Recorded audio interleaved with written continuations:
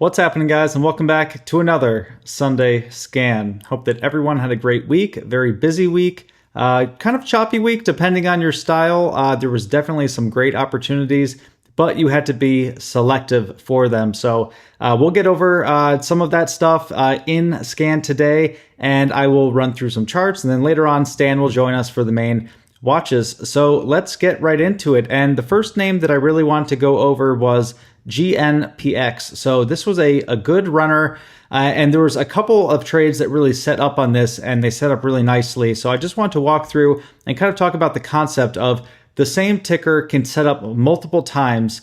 And so you basically just want to make sure that you're showing up when it matters and not in between those times, and not, FOMOing into something because you feel like you're going to miss the entire move if you don't capture it in that second. So I'm going to go over GNPX. And the first thing was, you had this pre-market run, fade down, and then it was a huge volume churner and really a huge volume name all day. So huge leg up in the morning, small float, lots of shorts after this thing. And then it basically just started, churning. It started, forming this intraday base.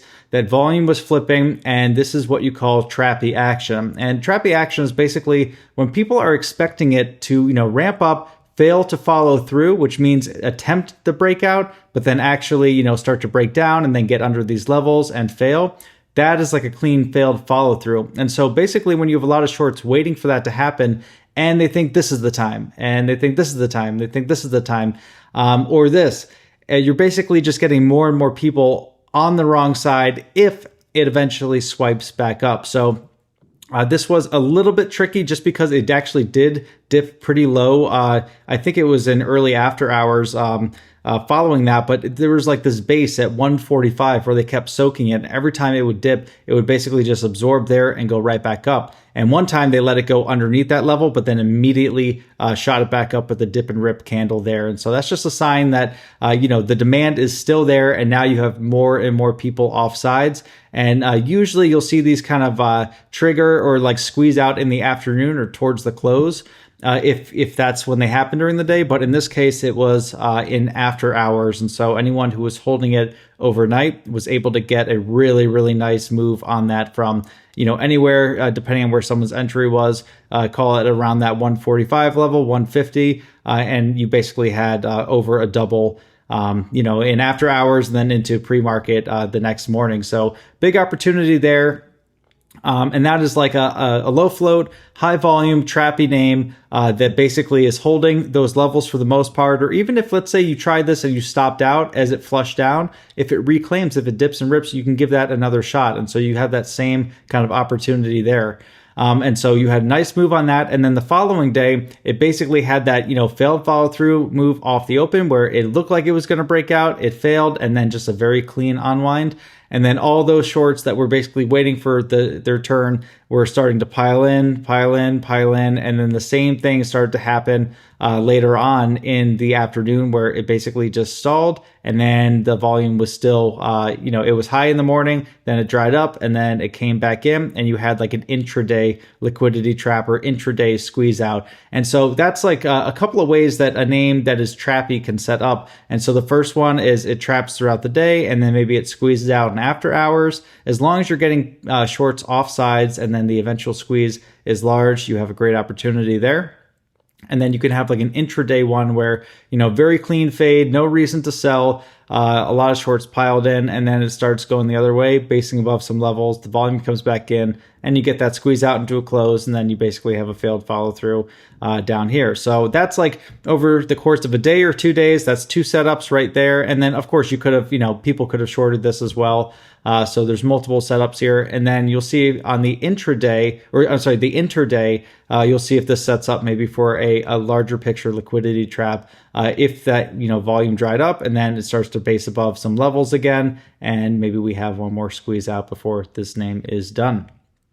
The next name, IBRX. So this was a good example that Nate went over, I believe, in the room. That was like an example of an intraday clear out and fade. And so if we zoom in a little bit, you can see nice trend here in place, holding those higher lows that we talk about, and basically just ramping up, consolidating, trapping, and then going back up. And then you had a big squeeze out intraday. And so just like a note about when squeeze outs happen, sometimes if they happen, first thing in the morning, you'll get a really nice candle up and that'll squeeze everyone out and then it kind of fades. Or a lot of times they'll happen later on in the day, like in the afternoon, and that can go into after hours. But when you have these like mid to late day squeezes, especially if they're like a little bit before market closes, a lot of times they'll exhaust out and they'll end up fading and going down even before the market closes. So this was an example of one of those where if you were to draw kind of like trend lines around here, you would basically see that you're in some kind of, a pretty steady channel for the most part. And then once it starts to really ramp up and get outside of the upper end of that channel, that's when you can assume that there's some overextension. And then given the time of day as well, you could have a nice fade back down. So Nate really capitalized on that opportunity and shared his thoughts in the room. PHUN, this was another trade that a lot of people in IU nailed. And so basically PHUN and DJT, they've been trading in sympathy with each other. They're the ones that are related to, Trump's odds or whatever it is tied to Trump. You basically had DJT as like the main runner, and then you have all these like smaller sympathy names that are kind of moving up with it. And you basically had a couple of opportunities, possibly on the long side as it ramped up, but the one that everyone seemed to nail in IU was this short here. So people have been waiting for DJT to kind of do a mean reversion trade or slam back down, and that one's stayed pretty resilient overall. But PHUN, this started to disconnect over here, and this is like a really clean example that you can see playing out of a failed follow through over a little bit longer of a time frame, where sometimes we see this all happen in the same day or in the same hour or minute sometimes, but on a larger time frame, this is really the essence of a failed follow through, where you're having a stock that's in play, it's bullish, it's holding those higher lows, and then you basically get into some kind of a channel where it's testing and starting to attempt to break out. It looks like it's going to break out. And if you were to kind of get rid of this part of the screen, just imagine, this looks like it's just trapping again and kind of flagging up, and then it might do another breakout. But instead of that, it basically fails to break out. So that is the failing. The first part of a fail to follow through is the fail to break those highs. And then the second part is that it starts to get under, recent levels that longs would basically use as risk. So just imagine if everyone's chasing this long and they're, in here, they're using this as risk, they're using this as risk. Those are like the key areas where they're going to be either placing their stops or doing things. So if it starts to get long crowded and it can't break out to the upside, but it starts to break down below those levels, longs are offsides, and then you get a big unwind of all those people in there looking for the breakout. That is now reversing and unwinding, and that is really what a failed follow through is. And these names that are very liquid, they can be the ones that you can have some pretty good size on some trades if that is part of your strategy. And I know that Nate had some really great trades on this as well and posted all of that live. The next name, DJT, same thing, but this is an example of this had the relative strength in the sector. Again, this is, the main name in that basket. And we'll see what happens over the course of the next week to see if it has, some kind of gap up parabolic on Monday or sometime early in the week, and then kind of failed to follow through, where it's that same thing. Everyone's expecting it to be, bulled up and the next leg higher. And then suddenly when all those longs get off sides, when it eventually can't break the upside but starts to break those levels that people are using as stops, then that's the fail to follow through setup. But who knows, maybe it does, maybe it sets up, maybe it doesn't. You have the election coming up, and so it's possible that it runs into that, but I think there's a good chance that we have a parabolic beforehand, fail to follow through, and a really nice mean reversion trade on that. The next name, TVGN. So this is one that just an example of kind of a trappy name where, you have a wide range, a wide channel, but you basically have it holding these higher lows along the way. So it looks like, this might be the parabolic, fade down, and then it's done, fail to follow through. And then you kind of have that same process repeat, but really you just have, this getting on more and more people's radar. And then each of these spikes, you might have some more shorts in there, more shorts, and then it's just kind of rotating that out, and this could eventually have a larger move up. But just want to show that example of basically a stock that has people's attention, it's holding a lot higher lows, and basically shorts never get like a super good exit on it where like they're done with the trade. So this is still like bigger picture kind of on the front side of the trade, and then you'll see maybe when it has a true parabolic or a real fail to follow through and starts to get below key levels, then you could have the backside of that move come through. And then IONQ, this has been a theme in play, the kind of the quantum computing, and this had some appearances on CNBC and things like that. So again, a few things to kind of recognize is one is it's a sector trade where you have the quantum computing kind of angle with it. And then you have basically a very orderly march up. And so if you were to, again, draw maybe not necessarily a straight trend line, but like you're looking at the trend where it's just starting to curl up, but it's still staying pretty orderly, where it's like no one's panicked out, either on the long side or the short side. It's not like a clear capitulation. It's more just stair stepping and building. So this will be on watch. I think Stan mentions this one, but if not, then you could potentially get either a huge parabolic to basically blow that off and then it needs to consolidate for a while, or if like he gets news or if there's an offering or something, then you could have the fail to follow through and a big unwind. But for now, this is in play, and those orderly moves that are keeping within like a set variance. And what does that really mean? It just means that there's nothing out of the ordinary yet. For the last couple of weeks, this has been trading the same way. And we always talk about how if you want to look for a trend change, you have to have something look different than usual. So, this is all in the same range, the same variance, holding those higher lows. This all looks the same. Whether you were looking at it from a stretch over here or from here or from here, it all looks pretty similar. And so what you want is either something breaking on the upside where it's, it scares out all the shorts and the longs are kind of piling in, or if you have the fail to follow through where the longs that have kind of been soaking along the way are now starting to get off sides. And that's how you have a trend change, when you have the variance change, when you have key levels change, when you have news or something that really derails it. So those are just a couple of names that I wanted to go over. And so before we bring on Stan, I'll give the disclosure that neither he nor I are financial advisors, and these are not buy or sell recommendations. This is for informational and educational purposes only. Now let's talk to Stan. All right, we have Stan back on Scan this week. Stan, how's your week been? Thanks for coming back on Scan. Yeah, absolutely. Thank you, Chris. Thanks for having me back on. It's always a pleasure. And it's been a fantastic week. I mean, the action continues as we have seen from this past week's activities, starting with BIVI and GMPX early on. GMPX was a pretty decent volume turner as well. To then we had PHUN and DJT back in play. Of course, the Tesla move on the earnings, and then to close out the week, there was this fantastic midday clear out in IBRX. I remember, it's a setup that we're very well familiar with, and it for sure worked out really nice. And then of course, we had some fireworks around MNRP and UPXI type of trades, which honestly, it's these are the type of trades where there's really no real value to be obtained by trading it, right? It's a lot of 50-50, and for me, if you're gonna lose on something, at least lose on like an A+ setup, at least lose on PHUN on Thursday with that fantastic unwind. Make the loss worth something. But either way, we saw a lot of clean trades as well. I think something like Zena, ZENA, TKLF also, I believe, on Friday, ELAB.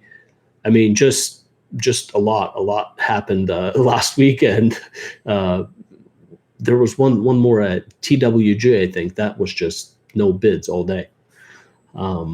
So overall, fantastic week, fantastic action.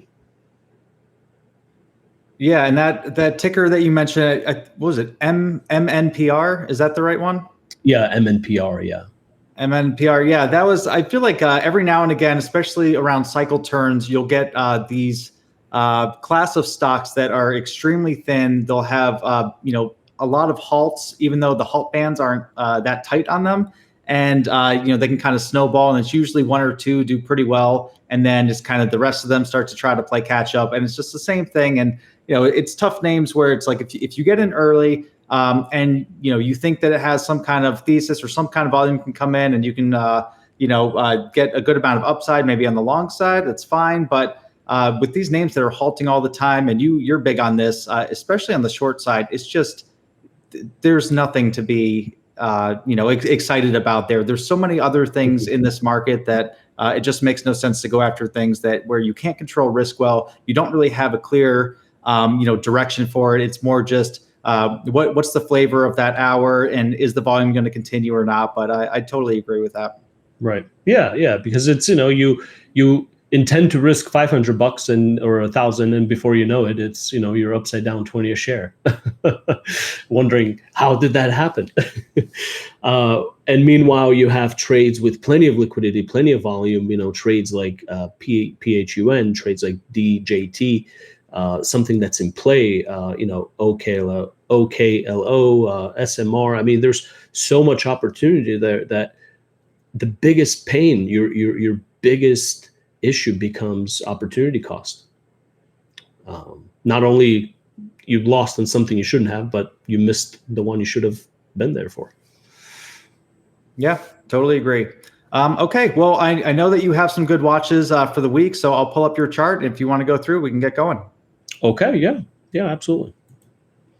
So for the next week, I'll be watching DJT and PHUN. I believe just like everyone else out there, which it makes sense, right? I mean, this is where liquidity is. This is where the action is right now, the spotlight.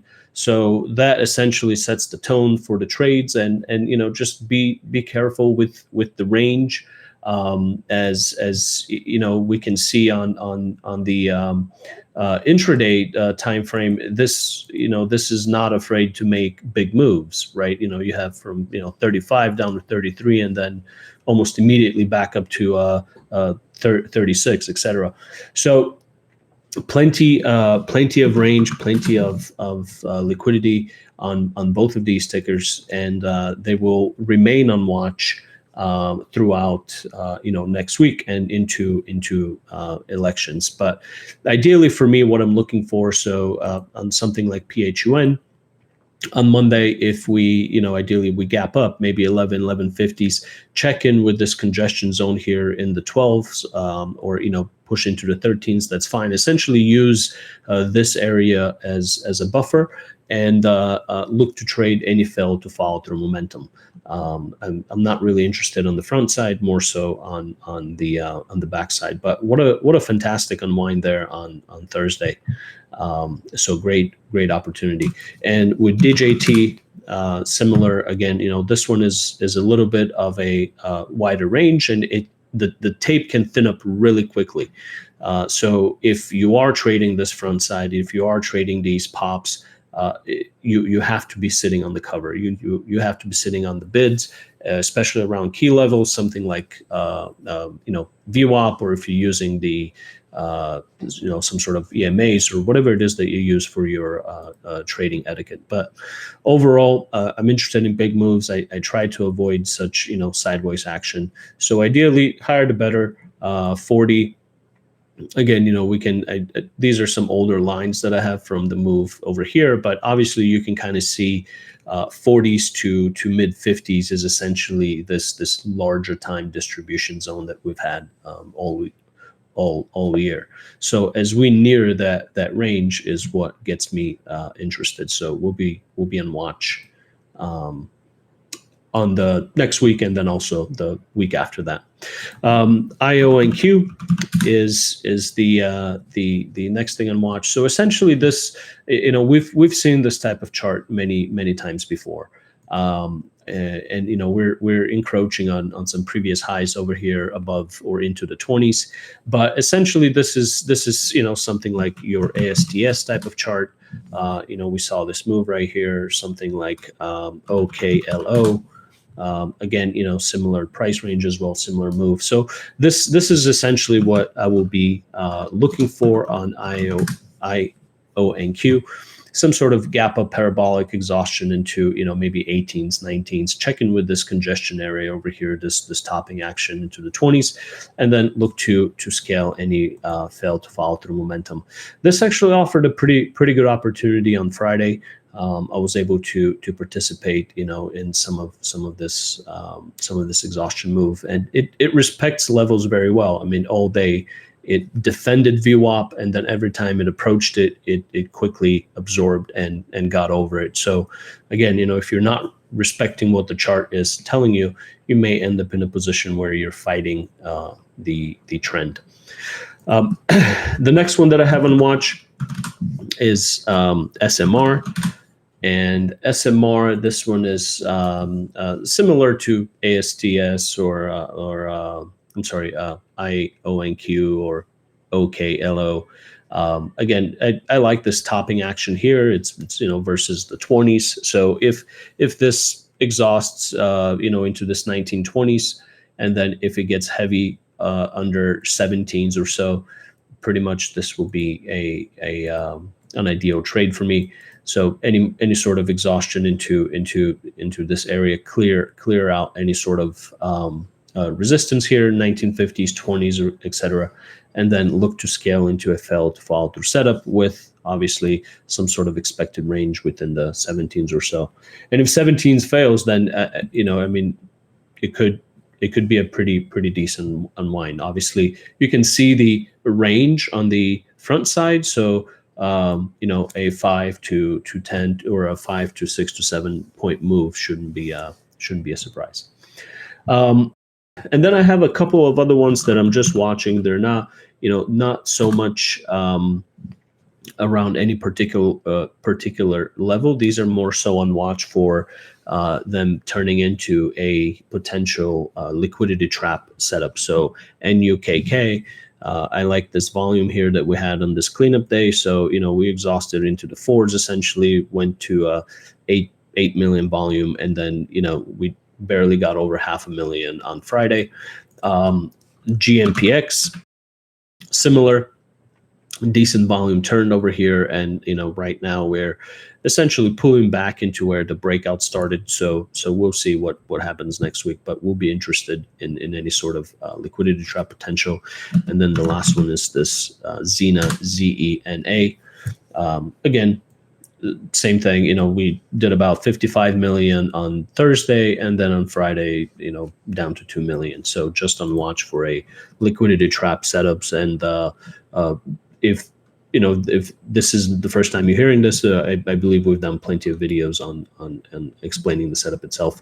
And then for final thoughts, Chris, for me, I just have a couple of the China basket on watch, more so just to see how we start reacting into now that we're pulling back into areas where the move started around the stimulus, etc. So BABA, PDD, FUTU, I believe already actually had a green day on Friday. Yep. And TIGR, etc. So there's a couple of price ranges, various market caps, and that's pretty much it. And then obviously, Tesla will be in watch. I mean, big move on Thursday there. So we'll be in watch next week in case we get some sort of parabolic action. Yeah, and that's Tesla's actually my first watch, so that lines up perfectly. But yeah, those are great watches, and I know that we have some overlap in some of our names, and we talk about how that's a good thing because as traders you want to go after the names that are most in play, and whether you're looking at it on the long side or the short side or with options or anything, you want a name with range, and those make the ideal trading vehicle. So I'll get into some of my watches, and we'll go over some thoughts. So like Stan said, Tesla will definitely be on watch for me. So they just had their Q3 earnings release, and they really had some key factors change that we've been waiting on. So, Tesla's been on watch all year. It's had some, good runs, some hype gets built up into it, and then something always happens. It'll be an event or something gets postponed or, something's not quite ready and it's just kind of been range bound. But in this earnings report, they really addressed a lot of those things. They put a timeline on some of the robotaxi stuff. They talked about, they had some pretty substantial growth in some segments. They had margin expansion. So a lot of the things that have kind of been stalling or like holding Tesla back with either, uncertainty or not being clear, the timelines not being there, a lot of those things were actually addressed. And there's many different terms for kind of a key pivoting point like that. Sometimes it's called like an episodic pivot, but there's so many variations of that. Whatever you want to call it, it's more just the key variables that move the stock all turned higher, and that's what I'm paying attention to. So, and especially with some of the election stuff coming up, I think that there will be speculation of whether or not that could be a positive for Tesla or a negative. And I have no idea, but I will be looking for that to be a potential factor as well. But basically, with Tesla, we saw a huge gap up after earnings. All the options, the IV, the implied volatility went crazy with it. So you usually get like a huge run and then you get some kind of consolidation. Sometimes the implied volatility needs to come back down and you get that consolidation. And then if it truly is, an episodic pivot or something that is very good for the stock, that just like NVIDIA back in the day, or some other things, you're going to have another stair step higher with that. But it's usually more of a process of overextension and consolidation before the next move, as opposed to just straight up parabolic and then a round trip with something like this. So this will be on watch for calls if they are appropriately priced. And if it keeps going, if it runs too far too fast, if we get to 300 and it starts to exhaust out, then I'd have no problem switching my bias short term for some mean reversion. But I think that we are probably headed towards 300 over the next week or couple of weeks. And then on to the next name, which is MCD. So it's unusual to have a name like this on watch, but they had some illnesses or some foodborne problems, and it's just kind of a bizarre thing where unfortunately some people got sick and they're trying to find out what was going on with the ingredients, and they kind of pinpointed it to a supplier of theirs. So it's kind of you could have two situations play out here. You could have one, no big deal. There was a couple people who got sick. They addressed the supplier, and it's all good. It kind of goes back up, doesn't hit earnings, doesn't hit revenue. Or you could have some negative headlines where it's like actually more people are getting sick. It's not just one product, it's several products, and we have to address this. And so you had Chipotle back in the day who had problems for years with people getting sick, and that really affected the stock for a very long time. So again, we don't know what it is yet. It's most likely an isolated thing, but if it's not, and if we get headlines that it's something beyond one of like the ingredients that they use, if it's multiple things, then that's going to hit revenue and that's going to hit earnings, because you have a large family segment that goes to McDonald's, and if people are getting sick, no one's going to take their kids there, so that's definitely going to affect them. So the options are pretty fairly priced for this stock as well. So even if you're only getting a $5 or $10 move, you can usually get some pretty nice options trades with that. So MCD will be on watch, especially with headlines coming up. The next one is Drug, DRUG. So this was a big runner from the last week, and this is on watch for liquidity trap. And like Stan already mentioned, kind of the thesis or the play with that. And I'll actually zoom into a little bit of I'll do the 1 day.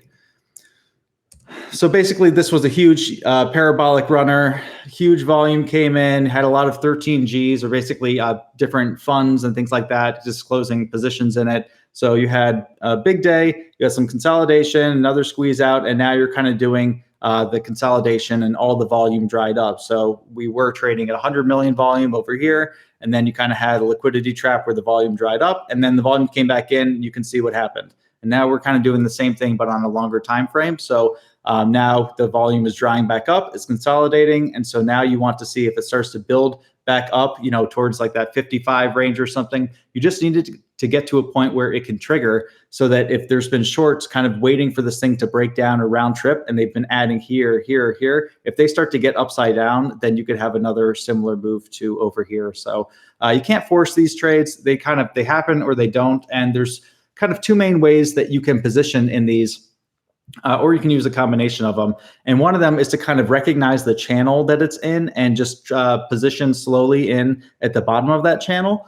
Or if you want to wait until like the action is starting to happen, if you do something like that, you have to make sure that you're using like the bottom of a candle or something, and you have a hard stop, or at least some kind of tight stop, because if it starts to go and then it fails, you don't want to just get chopped up with that. So it's either you pick if you want to position maybe some of your shares or position down below and then kind of add to it as it's working, or if someone wants to go for it in one shot, then you need to have a tight stop and kind of recognize that you have a higher chance of just getting stopped out on that. So it's kind of up to people how they want to play a liquidity trap like that.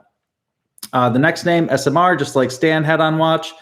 So the nuclear sector, this is the small modular reactor. So kind of like a theme, especially with some of the AI stuff going on. So I think that last week we talked about these having a nice move up and then really just consolidation. And so now they've been consolidating, and now it's time to see what happens next. And like Stan said, it's a very real possibility that they kind of just clear out, hit this level, fail to follow through, and kind of break. Or if they start to kind of push up against here and base, then it could definitely have the next leg up, and this sector is in place. So again, I don't really have a strong bias of which way I want it to go. I'm more just trying to figure out which way is it naturally trying to go. And if I start to see bullish option flow, if I start to see strong buying, and for it to base above these levels, then I'll be long biased. But if it looks like it's going to break out and just keeps failing and exhausting out into these levels, then starts to break down, I have no problem switching my bias to maybe look for puts or something like that. And then OKLO, exact same situation, where I think SMR looks a little bit better overall, with this tight consolidation and possibly breaking above. So I'm always looking for relative strength, and not that OKLO has relative weakness, but I just don't think that it looks quite as strong up here as some of the other ones. And then you had some other names like NNE, which they had offerings and other things. So they're definitely the weakest of the sector. And then this VKTX. So this had news that they're kind of been developing a drug for like the weight loss industry. They're kind of similar to like that LLY's product. And so they basically had some developments with that, big gap up. And so what I'm looking to see is if it exhausts out kind of around here. And if so, then I would want to watch it exhaust out several times and then use that as a risk level and possibly try to play puts or something for a fade back down. Or if it kind of just stays strong up here, it breezes through these levels, or if it starts to base above them, you could have a higher leg up. But I'm definitely watching this more for a mean reversion trade rather than a continuation trade with the way that it's set up currently. And those were all the names that I had on watch. So Stan, any comments on any of those? No, I think like you mentioned earlier, some of the better setups is obviously what everyone else is watching, right? And of course, that's where the risk of becoming crowded slides in. So it's not a bad thing when the watches overlap. And I think again, I always look for other traders to see what everyone else is doing, and not so much to change what I'm doing, but more so to kind of know what the environment looks like, right?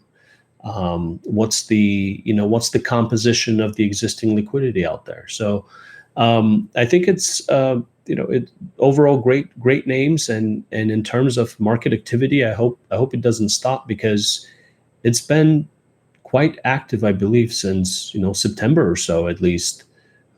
It seems like we go from one cycle into the next without it subsiding, which is great. Yeah, totally agree. And I think that, with the upcoming election, some other things, I think just volatility in general is going to start increasing. And it could increase in different ways too, where you're starting to see some sectors trade differently. And then you might even have some stocks that are just kind of in a holding pattern, or hedges start to get put on leading into a big event like that. So I think that volatility is in our future. I just don't know if it's going to be to the upside or to the downside, but I think that we're going to have good range. So it's a great time to be a trader, and really just whatever people have on watch or whatever their bias is, at least just be open to what is the other case and like understand both sides of it. And that way, we're not getting locked in, but it's more like, okay, this is a possibility. And if I have evidence that is proving that this looks like it's going to play out the way I think it is, then that's a great trade to be in. But like Nate was talking about with DJT or some of these other names, on the days that they're just kind of grinding up nonstop and you're hoping it's the top, you're hoping it's going to reverse, and it's just not, the evidence isn't there yet, then you have to recognize that and basically, be hands off or wait or flip your bias or do something until it sets up in a way that it's acting the way that you want it to act instead of kind of forcing that. Mm-hmm. Right. Absolutely. Yep. It's time to be a trader right now, and don't wait until the last week of November when there's no liquidity because of the holidays. Yeah, definitely. Well, great. Well, thank you again for coming on, Stan. And I'm looking forward to trading with you in the upcoming week. Yeah, absolutely. Thanks for having me on again, Chris, and we'll see you in the room. Sounds good. See you soon. Thank you for watching Sunday Scan. Be sure to check out other content put out by Investors Underground, including interviews, podcasts, educational material, and more. Thank you.